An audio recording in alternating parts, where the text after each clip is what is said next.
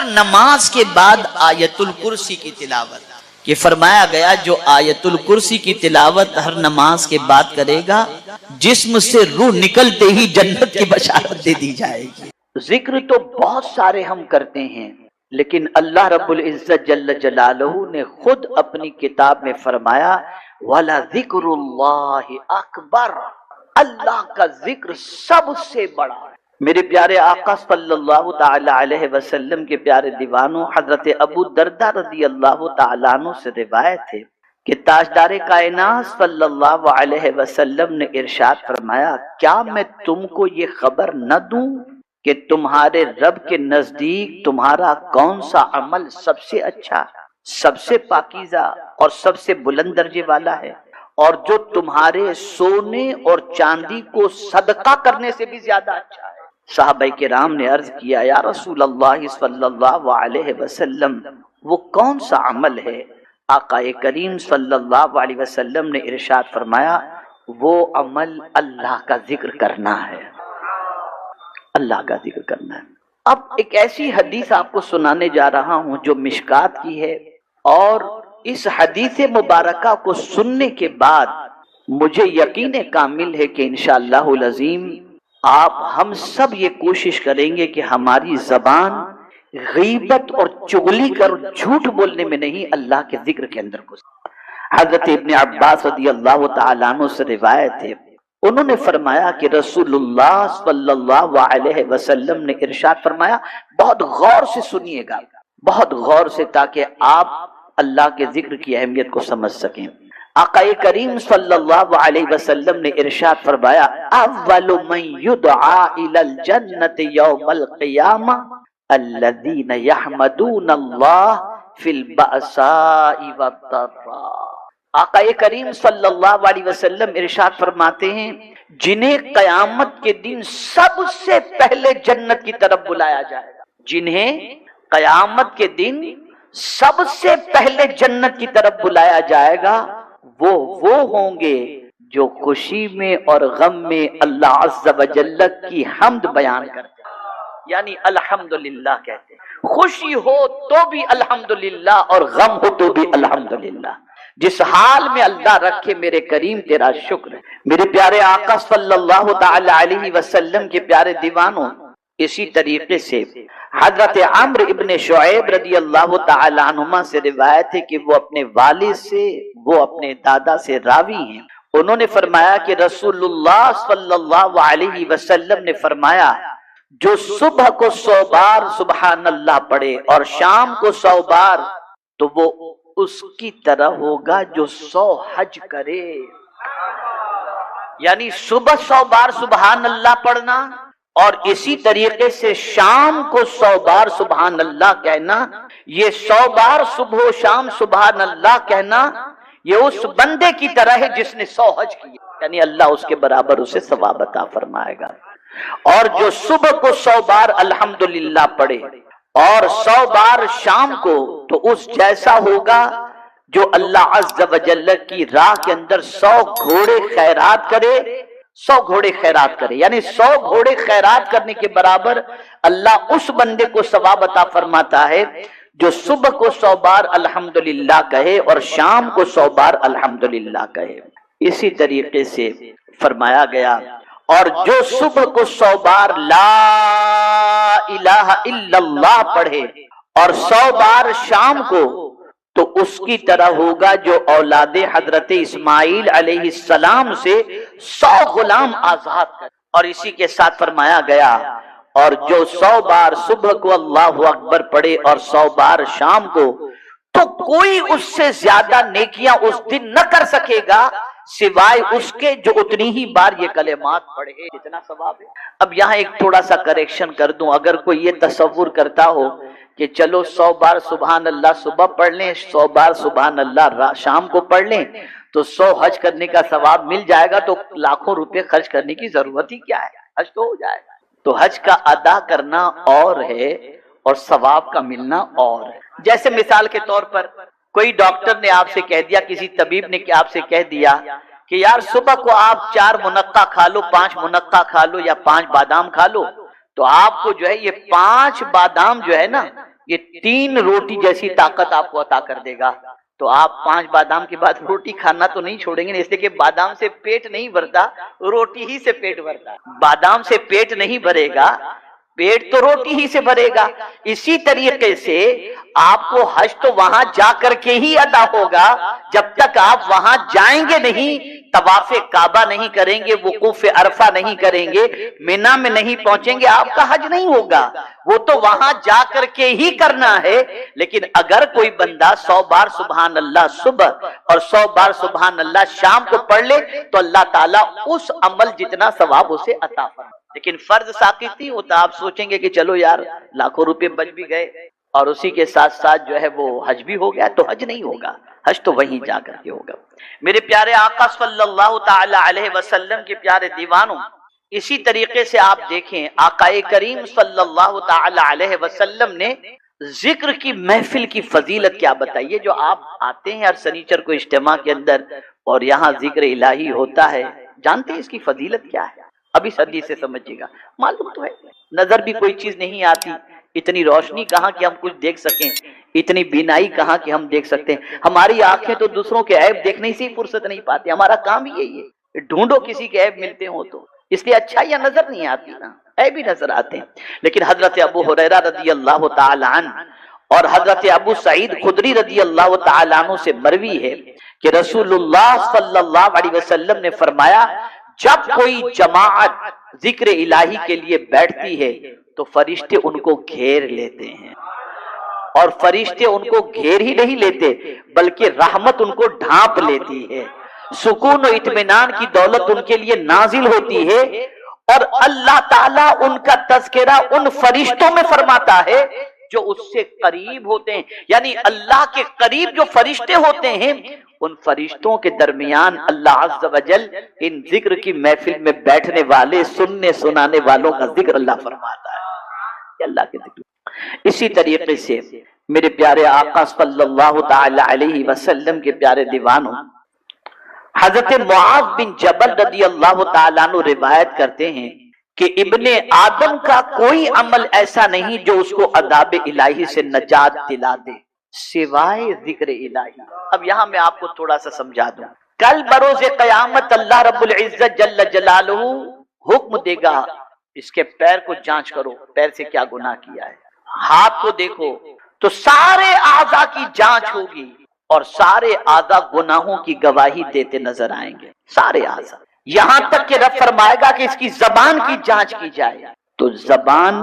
وہ بھی کسی حد تک گناہ کی گواہی تو دے گی، لیکن زبان کے ایک کنارے پر اللہ کا کیا ہوا ذکر جو ہے وہ لکھا ہوا ہوگا۔ فرشتے عرض کریں گے گناہ تو اس نے کیا لیکن تیرا ذکر بھی اس نے زبان سے کیا ہے، رب فرمائے گا میرے ذکر کی برکت سے میں نے اس کے گناہوں کو معاف فرما دیا۔ اے رسول اعظم صلی اللہ تعالی علیہ وسلم کے پیارے دیوانوں، اس لیے اللہ کا ذکر کرتے رہنا چاہیے، بہت کرو اللہ کا ذکر، اٹھتے بیٹھتے اللہ کا ذکر کرو، اٹھتے بیٹھتے اللہ کا ذکر کرو۔ حضور صلی اللہ علیہ وسلم نے اللہ کا ذکر اتنا کیا کہ حدیث مبارکہ میں یذکر اللہ فی کل حین، ہر وقت حضور اللہ کا ذکر کرتے تھے۔ ہم اور آپ سو جائیں تو وضو ٹوٹ جاتا ہے، لیکن حضور سوئیں تو وضو نہیں ٹوٹتا، اس لیے کہ ان کا دل اللہ کی یاد میں لگا رہتا ہے، اللہ کے ذکر میں لگا رہتا ہے۔ اے میرے پیارے آقا صلی اللہ تعالی علیہ وسلم کے پیارے دیوانوں، اس لیے اللہ کا ذکر کرنا چاہیے، اور یاد رکھیں حضور صلی اللہ علیہ وسلم نے اللہ کا ذکر کتنا کیا، اتنا کیا کہ آج پوری دنیا کی مسجدوں سے اللہ کے ذکر کی آواز بلند ہو رہی ہے، اور یہ حضور صلی اللہ علیہ وسلم کے اللہ کے ذکر کو عام کرنے کا صدقہ ہے، اور اللہ کے ذکر کرنے کا صدقہ ہے کہ اتنا اللہ کا ذکر عام ہوا۔ تو پھر رب نے بھی فرمایا محبوب تو نے میرا اتنا ذکر کیا نا، اب سن میں کیا کرتا ہوں، وَرَفَعْنَا لَكَ ذِكْرَكَ، تو نے میرا اتنا ذکر کیا، اب میں تیرے ذکر کو بلند کرتا ہوں، جہاں جہاں میرا نام لیا جائے گا وہاں وہاں تیرا نام بھی لیا جائے گا، کلمے میں اللہ کے ذکر کے ساتھ حضور کا نام، کلمہ شہادت میں اللہ کے ذکر کے ساتھ حضور کا ذکر، اذان کے اندر اللہ کے ذکر کے ساتھ حضور کا ذکر، نماز میں اللہ عز و جل کے ذکر کے ساتھ حضور صلی اللہ علیہ وسلم پر درود۔ آپ یہ سب دیکھیں، یہ اس لیے یہاں سے ایک ذہن ملا، جو اللہ کا ذکر کرتا ہے اللہ اس کے ذکر کو بلند کر دیا کرتا ہے۔ میرے پیارے آقا صلی اللہ تعالی علیہ وسلم کے پیارے دیوانوں، اسی کے ساتھ ساتھ اور مزید سماعت فرمائیں، حضرت عبداللہ ابن بسر رضی اللہ تعالی عنہ سے روایت ہے کہ ایک شخص رسول اللہ صلی اللہ علیہ وسلم کی بارگاہ میں حاضر ہوا اور عرض کیا، یا رسول اللہ صلی اللہ تعالی علیہ وسلم، اسلام کے مجھ پر بہت سے احکام ہیں، آپ مجھے ایسی بات بتا دیں جس پر میں تکیہ کروں۔ تکیہ کے معنی بھروسہ، تکیہ کے معنی کیا ہوتا ہے؟ بھروسہ، جس پر میں بھروسہ کروں۔ تب رسول اللہ صلی اللہ علیہ وسلم نے فرمایا، تمہاری زبان اللہ تعالیٰ کی یاد میں ہمیشہ تر رہے، یعنی یہ ایسی چیز ہے کہ اگر تمہاری زبان اللہ کی یاد میں اللہ کے ذکر کے اندر ہمیشہ تر رہتی ہے تو تمہیں اللہ سے یہ بھروسہ کرنا چاہیے کہ اللہ تعالیٰ تمہاری نجات فرما دے۔ میرے پیارے آقا صلی اللہ علیہ وسلم کے پیارے دیوانوں، اب جو حدیث سنانے جا رہا ہوں یہ بخاری شریف کی حدیث، اور میں سمجھتا ہوں اس حدیث کو سننے کے بعد یقیناً آپ کے دل میں اللہ کے ذکر کی تڑپ بھی پیدا ہوگی اور اللہ کی یاد کی تڑپ بھی پیدا ہوگی۔ حضرت ابو ہریرہ رضی اللہ تعالیٰ عنہ روایت کرتے ہیں کہ تاجدار کائنات صلی اللہ علیہ وسلم نے فرمایا، سبحان اللہ، ایک بار کہہ دیجیے آپ، سبحان اللہ، جب بندہ ذکر الہی کے لیے اپنے ہونٹوں کو ہلاتا ہے، جب بندہ ذکر الہی کے لیے اپنے ہونٹوں کو ہلاتا ہے اور ذکر کرتا ہے تو اللہ تعالیٰ اس کے ساتھ ہوتا ہے، یعنی اس بندے کے ساتھ اللہ کی رحمت ہوتی۔ ادھر ہم نے کہا لا الہ الا اللہ محمد الرسول اللہ صلی اللہ علیہ وسلم، تو گویا اللہ عز و جل کی معیت، اس کی رحمت، اس کے کرم کے ساتھ ہمارے ساتھ ہو جایا کرتی۔ اب میں آپ سے پوچھنا چاہتا ہوں، میرے پیارے آقا صلی اللہ تعالی علیہ وسلم کے پیارے دیوانوں، ہم ہمیشہ چاہتے ہیں یہ ساتھ رہے، وہ ساتھ رہے، فلاں ساتھ رہے، فلاں ساتھ نہ رہے۔ جنگل میں چلے گئے کوئی ساتھ نہیں، بیابان میں چلے گئے کوئی ساتھ نہیں، بہت سارے ایسے سفر ہوتے ہیں جس میں انسان تنہا ہوتا ہے، بلکہ یوں سمجھ لیں کہ قبر میں گئے تو تنہا گئے، کوئی ساتھ نہیں۔ لیکن اگر کوئی اللہ کے ذکر سے اپنی زبان کو تر رکھتا ہے اور اپنے ہونٹوں کو اللہ کے ذکر کے لیے ہلاتا ہے اور اللہ کا ذکر کرتا ہے تو اللہ کی معیت، اس کی رحمت ہمارے ساتھ ہوا کرتی ہے، اس کا کرم ہمارے ساتھ ہوا کرتا ہے۔ اب اس کو میں قرآن کی روشنی میں سمجھاؤں۔ میدان جنگ ہے اور جنگ کے میدان کے اندر بظاہر ہمارے پاس اسباب کی قلت ہے اور ایسا محسوس ہوتا ہے کہ ابھی ہم شکست کھا جائیں گے اور کامیابی ہم سے منہ موڑ لے گی۔ تو اب قرآن اس کے بارے میں کامیابی کا کون سا نسخہ عطا کرتا ہے، سنیے۔ اللہ فرماتا ہے، یا ایھا الذین آمنوا اذا لقیتم فئۃ، اے ایمان والو جب تمہارا دشمنوں سے مقابلہ ہو، ملاقات ہو جائے تو کیا کرو، فاثبتوا وَاذْكُرُوا اللَّهَ كَثِيرًا لَعَلَّكُمْ تُفْلِحُونَ، ثابت قدم رہو اور اللہ کا ذکر کثرت سے کرو، اللہ تمہیں کامیابی عطا فرمائے۔ اور کوئی خوشی ایسی نہیں جس میں اللہ کا ذکر نہ رکھا گیا ہو، اور کوئی غم ایسا نہیں جس میں اللہ کا ذکر نہ رکھا گیا ہو۔ خوشی ہے عید کی، زائد 6 تکبیریں پڑھو، ہر نماز کا معاملہ جدا ہے، لیکن آپ کو خوشی اللہ نے دی 6 مرتبہ زیادہ تکبیریں کہو۔ انتقال ہو گیا، غم کا معاملہ ہے، وہاں آپ کو 2 تکبیریں زیادہ ملیں گی، 3 تکبیریں زیادہ ملیں گی، اور اسی کے ساتھ ساتھ آپ یہ بھی دیکھیں گے کہ مرنے والے کے مرنے پر یہ کہا جاتا ہے انا للہ و انا الیہ راجعون۔ اور یہاں آپ کو حدیث شریف سناؤں گا تو آپ کی عقل دنگ رہ جائے گی۔ اگر کسی بندے کے بیٹے کا انتقال ہوا یا کسی بیٹے کے باپ کا انتقال ہوا تو پروردگار فرشتے کو بھیجتا ہے کہ میں نے جس کا چہیتا چھین لیا وہ گھر والے کیا بول رہے تھے، وہ گھر والے کیا بول رہے تھے۔ اگر گھر والوں نے کہا انا للہ و انا الیہ راجعون، میں تو مولا کی مرضی پر راضی ہوں، تو جانتے ہیں فرشتے جا کر اللہ کی بارگاہ میں عرض کرتے ہیں مولا گھر والے شور نہیں کر رہے تھے، شکایت نہیں کر رہے تھے، تیرا ذکر کر رہے تھے۔ رب قدیر ارشاد فرمائے گا ایک جنت میں محل بنایا جائے جس کا نام بیت الحمد رکھا جائے، اور یہ بیت الحمد ان ذکر کرنے والوں کو عطا کر دیا۔ تو یہاں سے یہ بات سمجھ میں آئی، خوشی میں بھی اللہ کا ذکر کرو اور غم میں بھی اللہ عز و جل کا ذکر کرو۔ میرے پیارے آقا صلی اللہ تعالی علیہ وسلم کے پیارے دیوانوں، مجھ بہت سارے لوگوں کے دل سخت ہوتے، بڑے سخت، ہم تو دیکھتے ہیں بہت سخت دل ہوتے ہیں لوگ۔ اب یہ دل سخت کیسے ہوتا ہے اور اس کا علاج کیا ہے؟ حضرت ابن عمر رضی اللہ تعالی عنہما سے روایت ہے کہ رسول اللہ صلی اللہ علیہ وسلم نے فرمایا کہ اپنی گفتگو ذکر الہی سے خالی نہ رکھو، کیونکہ تمہاری زیادہ گفتگو کا ذکر الہی سے خالی ہونا شقاوت قلب کی نشانی ہے۔ یعنی جو بہت زیادہ بولتا ہے اور اللہ کا ذکر نہیں کرتا، حضور صلی اللہ علیہ وسلم نے فرما دیا مطلب حق ہے کہ یہ شقاوت قلبی کی نشانی ہے، یعنی دل سخت ہونے کی نشانی، دل سخت ہونے کی نشانی۔ اور سخت دلی اگر کسی کے اندر پیدا ہو جائے تو میرے آقا صلی اللہ علیہ وسلم فرماتے ہیں وہ اللہ سے دور ہو جاتا ہے۔ یعنی اللہ کی دوری کا سبب اگر کوئی چیز ہے تو دل کا سخت ہونا ہے۔ اور دل سخت کب ہوتا ہے؟ جب انسان بے پناہ باتیں کرتا ہو لیکن اللہ کے ذکر سے اس کی زبان خالی ہو تو اللہ تعالیٰ اس کے دل کو شقاوت سے بھر دیتا ہے۔ شقاوت قلبی کی یہ نشانی ہے، سخت دلی کی نشانی ہے۔ یہ ترمذی شریف کی حدیث ہے۔ میرے پیارے آقا صلی اللہ تعالی علیہ وسلم کے پیارے دیوانوں، اب بخاری شریف کی ایک اور حدیث مبارکہ آپ سماعت فرمائیں۔ حضرت ابو ہریرہ رضی اللہ تعالیٰ عنہ نے ایک مرتبہ تاجدار کائنات صلی اللہ علیہ وسلم سے پوچھا، یا رسول اللہ صلی اللہ تعالی علیہ وسلم، قیامت کے دن آپ کی شفاعت کا حقدار کون ہوگا؟ میں تو کہتا ہوں، میں تو سوالات میں نے دیکھا صحابہ کے کئی موقع کے سوالات، مجھے یہ سوال کہیں نظر نہیں آیا کہ کسی صحابی نے پوچھا ہو کہ حضور مالدار بننے کا کوئی نسخہ بتا۔ مولانا بیٹھے ہوئے ہیں، بتائیں گے شاید کوئی نظر سے ان کی حدیث گزری ہو تو۔ فکر تھی تو آخرت کی اور فکر تھی تو قیامت کی، بس وہی پوچھتے رہتے تھے، ایسا ہی سوال ان کا ہوتا تھا۔ اور ایسے سوال وہی کر سکتا ہے جو اچھوں کی صحبت میں، ورنہ پتہ نہیں کیسے کیسے بے ڈھنگے سوال کرتے ہیں لوگ۔ حضرت امام اعظم ابو حنیفہ رحمۃ اللہ تعالی علیہ کی محفل میں کچھ لوگ آتے تھے، اچھے اچھے سوالات کرتے تھے، لیکن ایک بندہ آتا تھا بیٹھتا تھا، کچھ پوچھتا ہی نہیں تھا۔ تو ایک دن امام اعظم ابو حنیفہ علیہ الرحمہ نے اس سے پوچھا،